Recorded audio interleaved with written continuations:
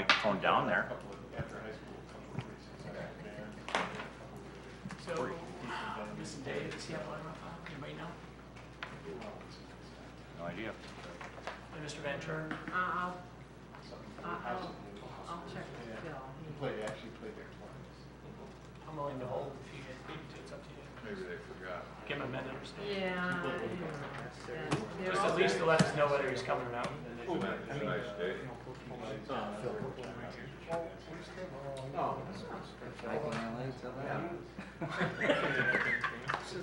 You got it? You got that, okay? Teach your cheaters how to speak.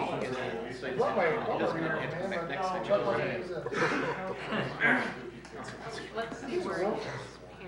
Well, we'll make sure we get a picture of that. I mean, they may come, if, they may come late. Oh, well, you know, I mean, it's not the first time. Right. Not the first I know. time. 6:30 throws a lot of. It does. And I know he's got a She gets some, she just didn't get late time. So he's still, he's some crab in it. Yeah, we did, that's cool. So he went out, we got about, You ready? Okay, I was just giving the courtesy. Never mind, well, Phil's David going Curtis. You gotta right fill. Yeah, a little bit. Did you have to drive real fast? You got West 6:30? It's a good thing we have council at 7 instead of 6. Yeah, I took the day off today, so I was in town. No day? Yeah, when the days when I work, it's hard. It is, it's always something to see that. How many people are sitting at home watching Channel 12 waiting? Did we hear from Not Kukuka? a few people, but Shorty, did we hear from Kukuka? that's okay, as long as they don't hold it against me. That's right. Yeah, he doesn't have to be here. No, you didn't have Yeah. I'd like to call to order the ordinance committee at 6:34. In attendance, we have all of council, and we have all administration, except for Mr. Kukuka. Moved to accept attendance. You need to excuse it.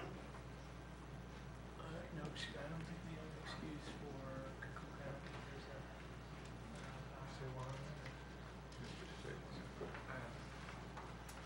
And absent is Auditor Kukuka. With that, we have, Need a motion to excuse I don't think we have another, how does that matter? We can still motion. Still it. need a motion. Motion. Mr. Goodell, I'd like to make a motion to excuse Auditor Kukuka. we have a motion to excuse Auditor He's on his Kukuka. way. We have, Excuse his tardiness. Sorry. we have a second, Ms. Wesson? Yes. All those in favor signify by saying aye. Aye. Opposed? Auditor Kukuka is excused. As you have in front of you, I hope, A-1626 sales to add use of alcohol regarding ACO 52902, which is basically securing public accommodations for underage drinking and sales. This was, I believe, presented or submitted from council persons Chuck Winarski and Dave Janik. And I believe with that, I will go in that order. So you can go ahead and introduce 8-16-26, Councilman Winarski. Mr. Miller, thank you, do appreciate it, and I would like to sit here and tell you that I'm an eagle and always looking for ways to better serve the community, but I can't take credit for that because the credit goes to the Amherst Police Department and Mr. Janik, who introduced me to this idea. I guess when law enforcement comes to me and says that they need a hand, after reading this, it made good sense to me, and I'm more than happy to help in any way I can, but once again, the credit, I wish this came from me, but it didn't, so I'll turn it over to Mr. Janik. Thank you, Mr. Winarski. Mr. Janik? Yes, my involvement with the Amherst Community Task Force over the last few years, and Lieutenant Cawthon, we've recently become aware of some alarming statistics from the high school student piece that the Steel News Live group did about 6-7 months ago relating to the consumption of alcohol by high school students and the survey they conducted, with many of those students admitting to the fact that they've taken their first drink of alcohol while in high school in very young grades as well. Several of them also commenting that they received or were made available to them the alcohol within their own home, which is concerning as well. So Elyria had adopted the same exact ordinance. We've basically taken the exact verbiage that Elyria put in place, I believe, back in November, if I'm correct. Mr. Tim Williams, who works with the Addis Board, as well as Lakota members, are all in support of this legislation. We are looking to add this same legislation in various other villages, towns, cities. We would be the first city to adopt this in terms of changing the verbiage to knowingly to negligently. So any responsible parent would then know or use the ordinance to say to their child, no, you cannot have a party in our home. It is against the law, first and foremost, and I can be held negligent for that behavior, which many parents find it difficult when the student becomes, 17, 18 years old. They want to be more of a friend to the student or to their child, so they often let their child have a party in the home, as long as no one drives, as long as everyone's safe. That philosophy really has to change because of not only the alarming statistics we were given in the Steel News Live report, but also because of our nation's epidemic with drug use, and this knowingly being a gateway drug, alcohol being a gateway drug, and to protect children who are under the age of 21, to make sure that they take the responsible steps and understand the laws as well, and understand how this can impact their parents as well, and put their parents in the court process as well. Not just with the word knowingly, but negligently as well. And I'm sure, again, Lieutenant Cawthon can expand on this in terms of why we would like to change. With that, as well. Lieutenant Cawthon, if you'd like to come on up and speak, I appreciate that. Sure. As Councilman Janik stated, we'd like to add negligently to the ordinance. It would be knowingly or negligently. Elyria has adopted this ordinance. There's also communities down in southern portion of the state that have adopted this and found it a useful tool for law enforcement to utilize in holding people responsible. It boils down to being responsible. Being responsible as a parent, being responsible as a homeowner, as an occupant, so that we can take appropriate action rather than turning a blind eye, saying I didn't know that a party was going on, I didn't know there was alcohol here. We can hold those folks accountable with this ordinance. Yes, and I'll turn it over to council, and if you can remain and answer questions with the mic on. Mr. Bukovac. Thank you. Lieutenant, what is the actual words we're adding or changing? There's a highlighted section which I did provide Councilman Monarski with. Under the 52902 section, sales and use by underage persons during public accommodation. At the last paragraph in the second portion, we added or substantially equivalent municipal ordinance. And then in subsection B of that ordinance, it states currently, it says knowingly, we added the word or negligently, allow any underage person to remain in or on the place where possessing or consuming beer or intoxicating liquor, unless intoxicating liquor or beer is given to the person possessing or consuming it by a parent, spouse, or underage, or not the underage person's legal guardian. So we basically just added the one word of negligent. It's the culpability of mental states, which, as I said, currently it's knowingly. We'd like it to be knowingly or negligently. So as a parent, if this was going on, the fact that I may not have known, but I should have known, makes me responsible. If you fall back onto what the definition of culpability of negligently would be, basically a person acts negligently when, because of a substantial lapse from due care, the person fails to perceive or avoid a risk that the person's conduct may cause or create a result or may be a certain nature. The person is negligent with respect to circumstances when, because of a substantial lapse from due care, the person fails to perceive or avoid a risk that such circumstances may exist. So basically, if you're a parent and you know there's a bunch of kids coming to your home, they're carrying items, you're upstairs maybe, there's noise down in your basement, you don't go to investigate, there's alcohol drinking going on, and that would, where the negligence is going to come in. Very good, thank you. Thank you, Mr. Bukovac. Ms. Wasoka? I just carry on to that. So if a parent is absent, say they've got a 17 or an 18-year-old kid, and the parent is absent, maybe they went out of town or something like that, and the child and or his friends brought alcoholic beverages onto the property, the parents were away. I mean, you got a 17 or 18-year-old. I'm sure that many people leave their 17 and 18-year-olds home for several days, and that are they going to be held culpable? That wouldn't necessarily be an negligent? application, I believe, in this ordinance. We wouldn't utilize it in that fashion. Now, if the parent who was away received a call from a neighbor saying, hey, there's a large amount of people over at your house, and the parent failed to have someone investigate that, Mhm. maybe another family member come over, and we found that, when we're there arriving on scene, a neighbor comes up and says, hey, well, I told the parents this is going on, and they didn't do anything about it. Then there may be an application for this, but we're not looking to really enforce the ordinance in regards to someone that goes out of town necessarily and has no knowledge of it. Okay, you're talking then This is basically, more of these a- are parents that are actually, they're there, We're- and they're. They're creating an environment for this Okay. to take place. Uh-huh. They go, maybe they say, hey, we're going out to the movies, we're gonna leave that liquor cabinet unlocked for you. Oh.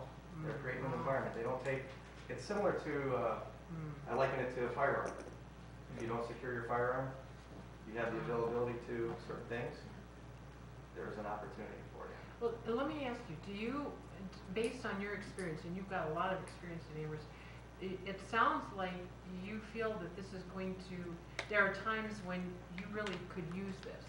Yes, there are times when we could really use this. I had when I was working night shift, we had a party that we went to, and it was one of those where the parents kind of turned that blind eye, and we didn't know what was going on. We were upstairs sleeping, and here you've got, kids coming over to the house. They're not taking necessary steps to make sure certain things aren't happening in the residence. Could we have sent that to the court system? Possibly, but would we have gotten a conviction out of the knowingly section? Most likely not. So this is another tool in our tool belt to, again, it's about responsibility. Making the parents responsible, making the kids responsible, because the parents can use this as a tool as well. And so can the underage kids. They can say, we can't have this here, my parents are going to get in trouble. Again, the parents can say, you can't have this here because we can get in trouble. Even if I'm not here and I leave drinks out here or whatever, you get in trouble. So. I have a question I want to direct to Mr. Kokora. Mr. Kokora, I understand that you may, I believe that you may want to have time to take a look at this and go make sure that this is, you want to iron this out. Is that correct? And please. Yeah, we've been looking at this. My law department's been looking at this. But today, we had a conversation with my assistant law director, Frank Carlson, about some things that just didn't occur to us. Number one, there's provision which may affect the juvenile court and how they handle their prosecutions, but handling of juvenile cases, and the effects of a juvenile, a person under the age of 18 is involved with this, their license may be suspended pursuant to the subsection J, and they would be within the juvenile court in that regard. The other issue is just whether or not, we want to make sure we're correct on this, that we could use the negligent state of culpability which is a lesser standard than knowingly. I mean, you can be, you can knowingly do something, when there's a legal definition of knowingly, and there's a legal definition of negligently. And whether or not we can tie that in with the second-degree misdemeanor, we want to make sure we can do that, so that we're doing this correctly. Just because the city of Elyria does something doesn't mean that we should do it or that it's right. We know Dublin's done this, I believe.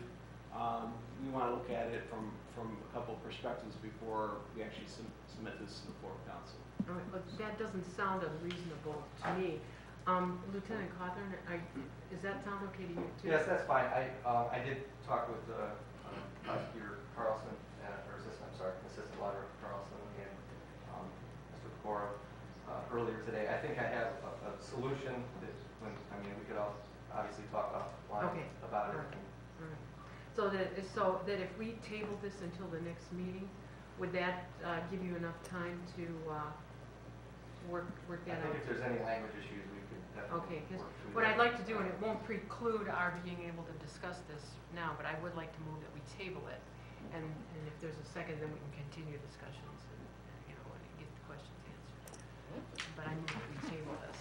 We have a motion to table with the understanding discussion will continue. Mr. Van Turen?